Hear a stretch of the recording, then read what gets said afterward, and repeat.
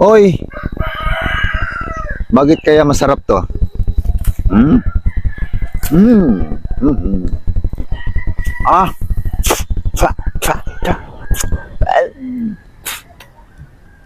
Fa, fa, fa, fa. Maraming lumalapit sa akin. Siguro akala nila mayaman ako. Alam niyo mga idol, pares lang tayo naghihirap.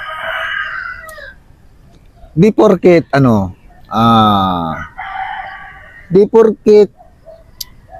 retired army po ako, ay marami kong pera. Pero di man nila tinatanong kung gaano karami ang aking utang ngayon.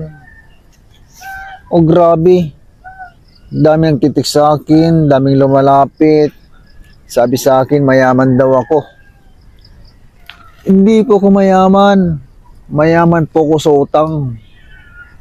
Sabi ng kilala ko, pumunta sa tindahan. Ang yaman-yaman mo na. Dami mong pera. Hindi po nila alam.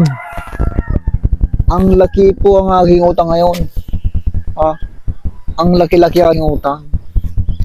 Hindi nyo ba alam?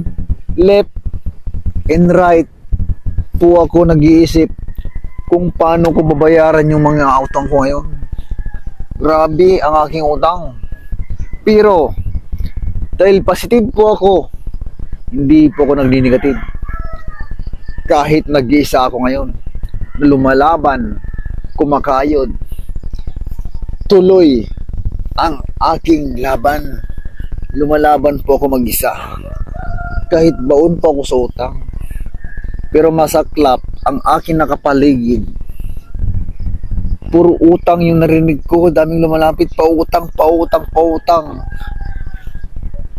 Alam nyo mga idol, pati Bombay pinatulan ko na. Para magkaroon ako ng pangkapital. Bombay inutangan ko na rin. O, di ba? Magkanong tubo ng Bombay? 20%. O, 20% daily. Daily po yung singil nila. Grabe.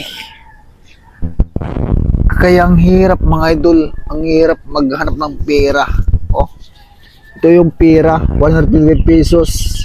Tapos utangin mo pa to. Ano ka ba? Makinig ka mga idol. Oh, ito lang yung pera ko. 155 pesos. Oh, nagits mo?